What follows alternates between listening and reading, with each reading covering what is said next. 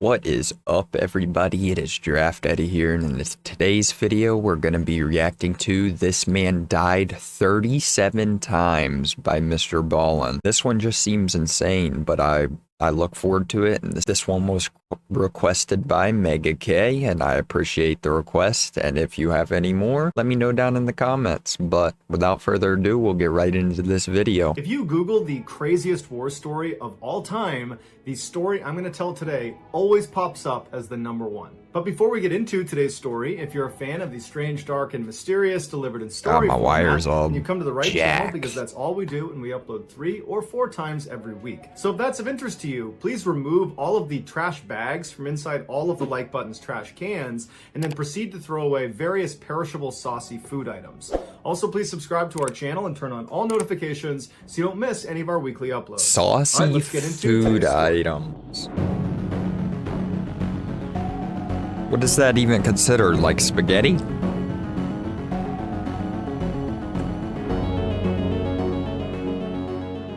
Born in South Texas in 1935, Roy Benavidez was Me and orphaned some as a young peanuts. child and sent to live with his uncle. As a young teen, he had to drop out of school to work in the beet and cotton fields just to help support his family. When he turned 18, he decided he wanted to get away from his hometown and do something bigger with his life, and so he enlisted in the Army, and shortly after that, he went to airborne school and then was assigned to the very famous 82nd Airborne Division. In October of 1964, Roy was a part of the first 125,000 Americans sent to Vietnam. While on a classified operation that required Roy to dress up as an enemy combatant, he stepped on a landmine in the middle of the jungle and nobody else was with him, so he's totally stranded. But fortunately, a squad of US Marines came upon him, but from what he was wearing, they assumed he was an enemy soldier, and so they almost walked past him, but someone thought to just flip him over and see who he was, and they discovered he was American, and he had American dog tags on. And so he was evacuated from Vietnam and sent to an American hospital, and there, a doctor would tell him that he had a serious spinal injury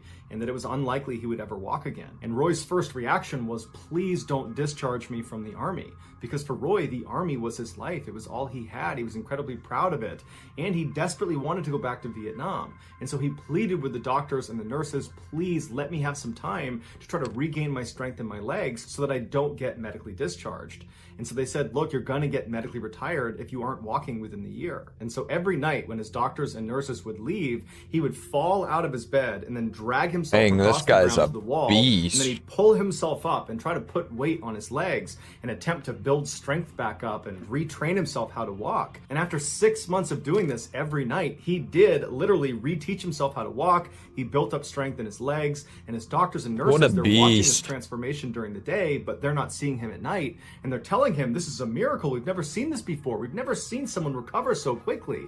And Roy just stayed quiet because he wanted to make sure he was allowed to keep doing that every night. And so finally, after those 6 months, his doctors and nurses agreed that, yep, he's good. He can stay in the Army.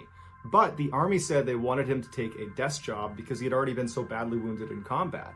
And Roy didn't want that. He pleaded with them to let him go back to the 82nd, but they said, no, we're not going to risk you getting hurt again. And so he was sent to North Carolina for his desk job, and as soon as he got there, he began training like a maniac every minute of every day, trying to get in the best shape of his life, because his plan in his head was once he got there, he would try out for Special Forces. He would try to become an Army Green Beret, which is the premier combat unit in the Army. It's one of the hardest ones to get into, and their training program is in North Carolina. And so after a few months, he was in amazing shape, and he asked his superiors, can I go try out to be a Green Beret? And they're like, I can't believe you're even walking, but you know what? You've come this far, you can go try out. And just a couple of months later, Roy Benavidez was a Green Beret. A year later, in 1968, what a guy. 4 years after Roy was nearly killed by that landmine, he was sent back this guy's to a Vietnam class for his act. second combat tour.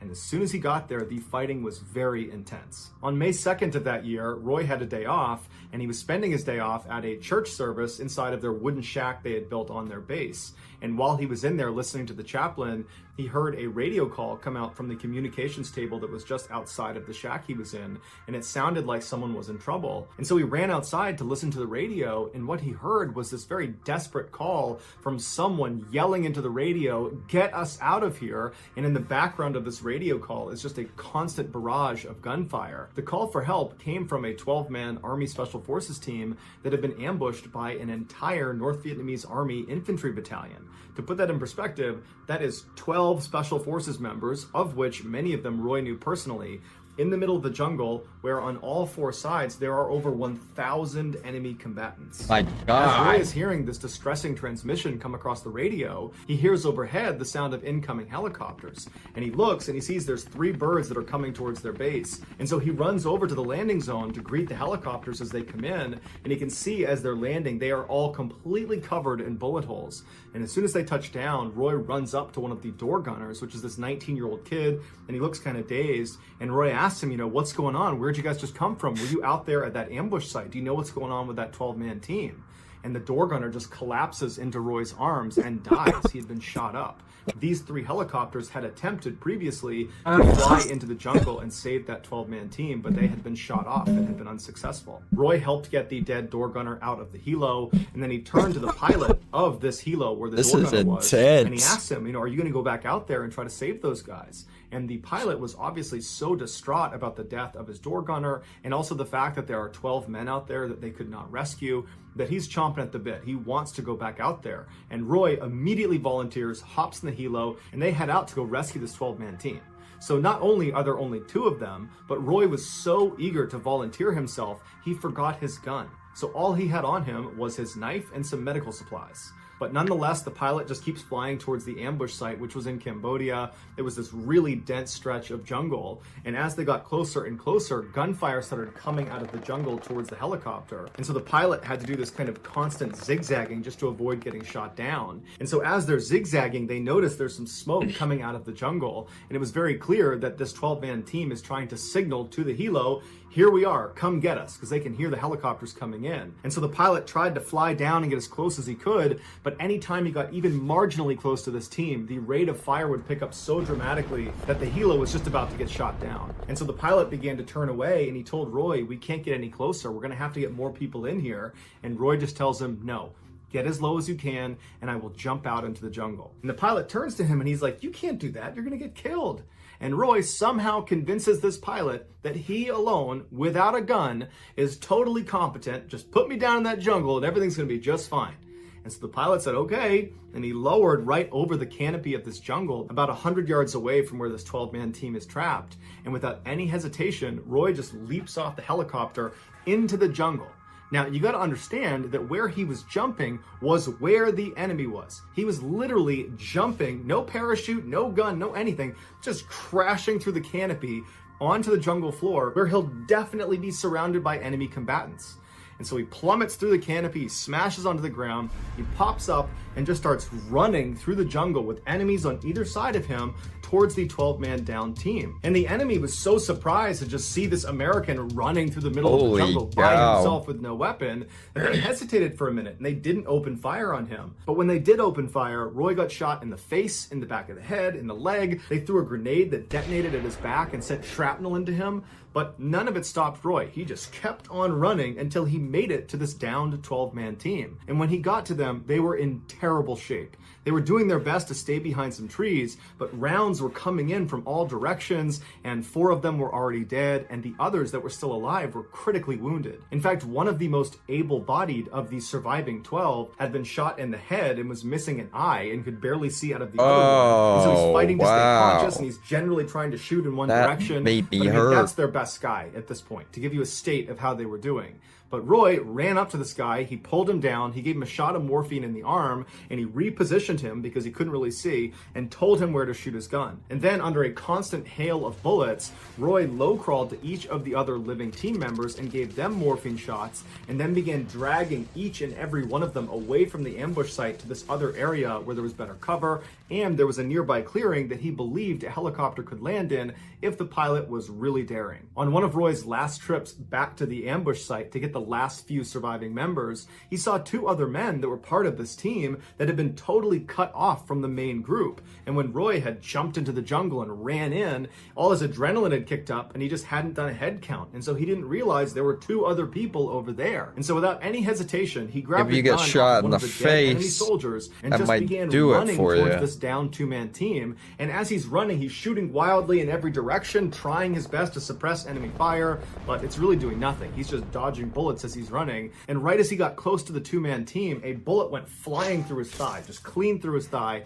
and it didn't slow him down. He got to the two-man team totally unfazed, and he says, okay, get ready to move. He stands back up and he starts shooting again in both directions and tells them to crawl back to the main unit. And so he stands up and continues to shoot in both directions until these two men get back over to the main group. Once they were safely with the group, Roy again ran the gauntlet with this huge gaping hole in his thigh all the way back to the main group. And so now that Roy had a full head count of all of the living members of the downed 12-man team, and he had moved them all to this slightly safer area relatively with better cover and concealment, he threw a smoke grenade into the nearby clearing he had found in hopes that the helo pilot overhead would see the smoke and be willing to come down and land. The pilot that had dropped off Roy had not actually left the area. He had moved away from all the fighting, but he was loitering in case something like this happened. And so he saw the smoke, and without any hesitation, he flew right over, taking rounds the whole time, pinging off the side of his helicopter, and he touched down right in this tiny little clearing. And so as the semi-able-bodied surviving members of this unit begin making their way over to the helicopter, Roy began running around a little ways off from the helicopter,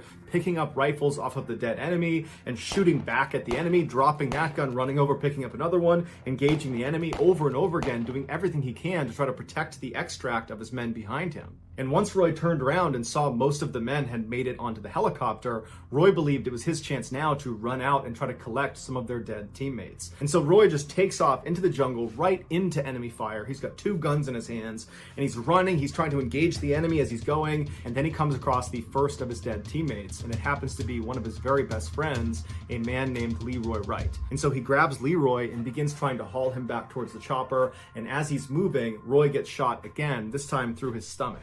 So he tries to keep himself on his feet, and as he's doing that, a grenade detonates behind him, sending more shrapnel into his body, knocking him unconscious. When he came to, he started looking around, and he could see in the tree line dozens of enemy soldiers running towards him. And so he knew if he tried to bring Leroy back to the chopper, that was a suicide mission. And so he had to leave his friend behind. He jumped up, and with all of these enemy combatants just constantly engaging him, he ran all the way back, zigging and zagging back to the main group. And when he got there, expecting to see the helicopter, he found the helicopter had actually crashed onto the ground and was on fire. It had been shot down while he was unconscious. And so he ran over to the flaming shell of this helicopter, and he saw the pilot had been killed, but some of the men that had climbed on, the men that he had just rescued, they had survived the crash and subsequent explosion. And so Roy just leaps into the burning vehicle and starts throwing these survivors out. Then he leapt back out, he picked up a gun, continued to engage the enemy, and then began picking up these wounded men and dragging them even farther away to another area that was safely away. My thigh hurts thinking about getting shot through the thigh. Pretty soon, that had to have killed the poor man. Imagine sprinting through that. To rescue the people that were on the helicopter. And so Roy finally gets all of the survivors over to this new area, and he's looking around, and he can see there are still hundreds of enemy fighters that are not that far away from them, just constantly engaging them. And Roy's doing his best to grab guns off the ground and shoot the enemy, but there's just too many of them. And he's looking around at his team, and everybody's on the brink of death. And so is Roy. He's just functioning on adrenaline at this point, and he thinks to himself, the only way we can get out of this is if we call in what's called a danger close airstrike. So what you need to understand about how airstrikes work in a combat zone is there's someone called a controller that is on the ground directing the aircraft overhead. They're the ones effectively telling the plane where to shoot. And so a danger close airstrike is when the controller tells the aircraft overhead, I want you to drop a bomb right here, giving them the grid coordinates, but where they're telling them to drop is basically in the same position where the controller is. And you'd only do it if you're being overrun. It's a way to ensure your enemy gets taken out, even if that means taking yourself out. Now, the goal of the controller is not to drop the bomb on themselves or their team. The goal of the controller is to get that airstrike as close as you can to your position without killing you. And so Roy, who's physically wrecked, he's getting shot at, he's got bullet holes all over him, it's totally chaotic. He pulls out his map, he calmly finds his grid coordinates, he calls it into the aircraft overhead, and he calls in a beautiful precision napalm strike It does not affect his team at all. He calls in multiple gun runs. None of them affect his team, despite them all being considered danger close airstrikes. And so Roy just continuously called in attack run after attack run, taking out enemy combatants all around them, completely suppressing the fire.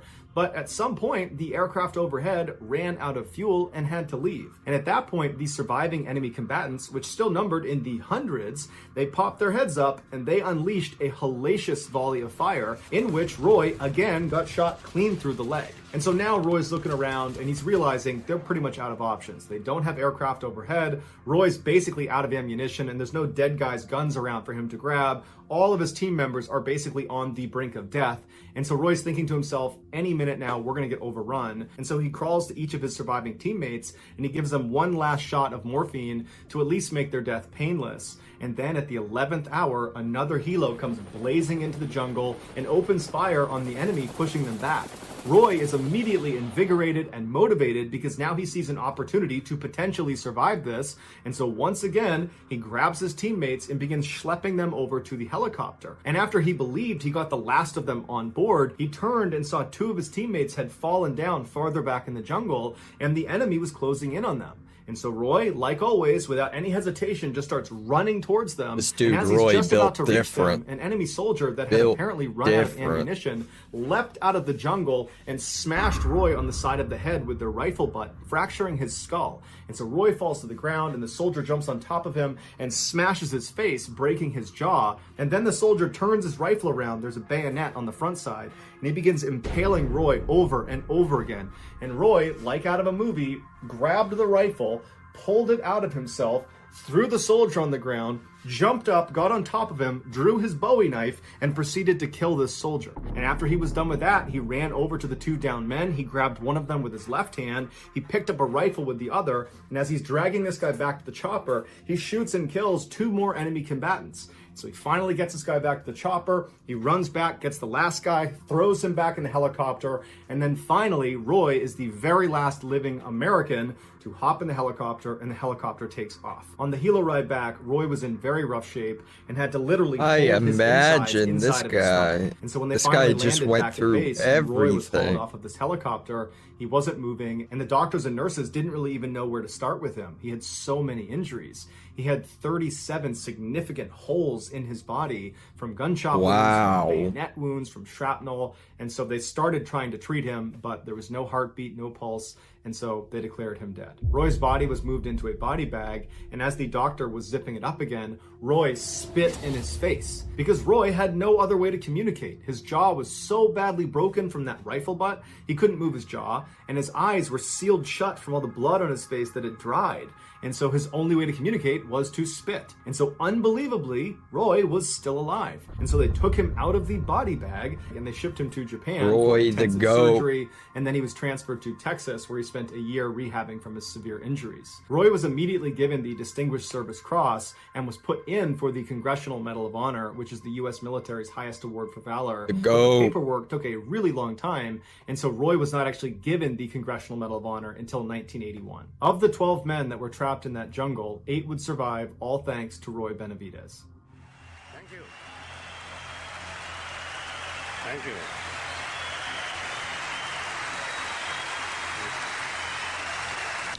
A lot of people call me a hero. I appreciate the title. But the real heroes are the ones that gave their life for this country. Roy passed away in 1998 as a result of complications from diabetes. He was 63 years old. So that's going to do it, guys. If you found the secret in today's episode, let us know in the comments what it is. Roy the GOAT. Give us the timestamp. And if you're the first to do Roy the GOAT. I appreciate you guys watching, and if you enjoyed this video, please make sure to like and subscribe. And I also appreciate the comment with the suggestion of this video. It was a great one, and I'm glad I got to enjoy this, and I hope you enjoy it as well. And let me know down in the comments or under the hashtag DraftEddieReacts if you have any videos for me to. But that's gonna do it for today's video. Much love, everybody.